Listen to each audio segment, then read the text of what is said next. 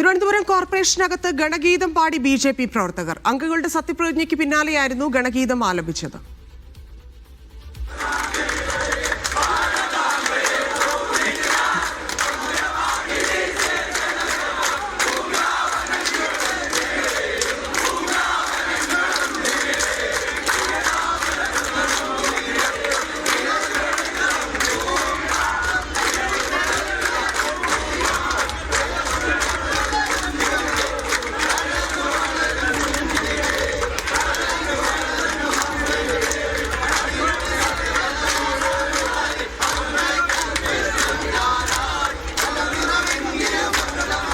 വിജിൻ വായന്തോട് ചേരുന്നുണ്ട്. വിജിൻ, കോർപ്പറേഷന്റെ സത്യപ്രതിജ്ഞയിലാണ് BJP ഇങ്ങനെ ഗണഗീതം പാടിയിരിക്കുന്നത്. എതിർപ്പൊന്നും അന്നേരം ഉയർന്നില്ല. എങ്ങനെ പ്രതിഷേധിക്കുന്നു മറ്റു പാർട്ടികൾ?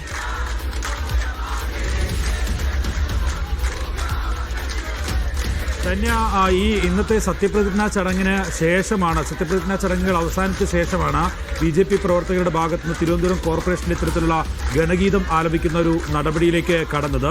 വലിയ തരത്തിലുള്ള പ്രതിഷേധം ആ ഘട്ടത്തിൽ തന്നെ ഉയരുകയും ചെയ്തു. രാജീവ് ചന്ദ്രശേഖർ, ഒപ്പം തന്നെ BJPയുടെ മറ്റ് മുതിർന്ന ജില്ലയിലെയും സംസ്ഥാനത്തെയും ഒക്കെ നേതാക്കൾ ഉൾപ്പെടെയുള്ളവർ അവിടെ നിന്ന് സത്യപ്രതിജ്ഞാ ചടങ്ങ് കഴിഞ്ഞ് ഇറങ്ങുന്നതിനിടയിലായിരുന്നു BJP പ്രവർത്തകരുടെ ഭാഗത്തുനിന്ന് കോർപ്പറേഷനിൽ ഇങ്ങനെ ഒരു ഗണഗീതം പാടുന്ന ഒരു നടപടി ഉണ്ടായത്. BJPയുടെയും ഒപ്പം തന്നെ RSSന്റെ ശാഖയിലുമൊക്കെ ആലപിക്കുന്ന ഗാനമാണ് ഗണഗീതം എന്ന് പറയുന്നത്.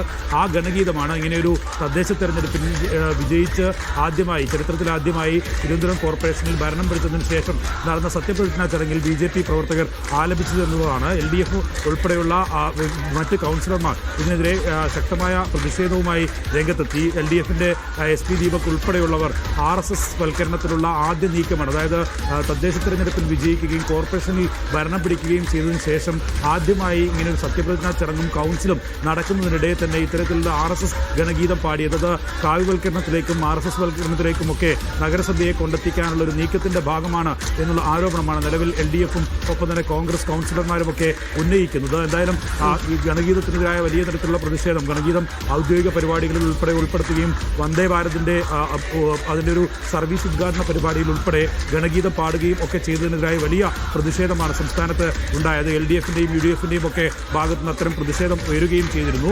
ഏറ്റവും അവസാനം ഈ ക്രിസ്മസ് കരോളിൽ ഉൾപ്പെടെ ഗണഗീതം ആലപിക്കണമെന്ന് ആവശ്യപ്പെട്ട് BMS കത്ത് നൽകുകയും സ്കൂളുകളിൽ ഉൾപ്പെടെ അത്തരം പരിപാടികളിൽ ഗണഗീതം ആലപിക്കണമെന്ന ആവശ്യം ഉയരുകയും ഒക്കെ ചെയ്ത സാഹചര്യമുണ്ട്. അങ്ങനെ ഒരു RSSന്റെ ശാഖയിൽ മാത്രം പാടുന്ന അവരുടെ ഒരു ഔദ്യോഗിക ഗാനമായിട്ടുള്ള ഗണഗീതത്തെ വീണ്ടും ഈ സമൂഹത്തിലെ ഒരു പൊതു ഗാനമായി ഒക്കെ ഉയർത്തിക്കാട്ടാനുള്ള നീക്കമാണ് BJPയുടെ ഭാഗത്തുനിന്ന് കഴിഞ്ഞ കുറച്ച് കാലങ്ങളായി നടക്കുന്നത്. അതിൻ്റെയൊക്കെ ഭാഗമായിട്ടാണ് നിലവിൽ തിരുവനന്തപുരം കോർപ്പറേഷനിലെ സത്യപ്രതിജ്ഞാ ചടങ്ങിന് ശേഷവും ഇത്തരത്തിൽ ഗണഗീതം ആലപിച്ചതിലൂടെ നടന്നിട്ടുള്ളത്. എന്തായാലും വരും ദിവസങ്ങളിൽ ഇതിനെതിരായ പ്രതിഷേധം ശക്തമാകും എന്ന കാര്യത്തിൽ സംശയമില്ല. കോർപ്പറേഷനിൽ ഉൾപ്പെടെ വലിയ തരത്തിൽ ഏതെങ്കിലും തരത്തിലുള്ള BJP അജണ്ടകൾ നടപ്പിലാക്കാൻ ശ്രമിച്ചാൽ ഇപ്പോൾ നിലവിൽ 101 സീറ്റുകളിൽ 50 സീറ്റ് മാത്രമാണ് BJPക്കുള്ളത്. അങ്ങനെ ഒരു മൃഗീയ ഭൂരിപക്ഷത്തിലൊന്നുമല്ല അധികാരത്തിലെത്തിയത്. കേവല ഭൂരിപക്ഷത്തിന് പോലും ഒരു സീറ്റ് കുറഞ്ഞ നിലയിലാണ് നിലവിൽ BJP ഉള്ളത്. ഇത്തരം നടപടികൾ തുടർന്നാൽ പ്രതിഷേധം ശക്തമാക്കുമെന്നും ഒരു തരത്തിലുള്ള വിട്ടുവീഴ്ചയ്ക്കും നിൽക്കില്ല എന്നുള്ള നിലപാടാണ് LDF UDF കക്ഷികൾ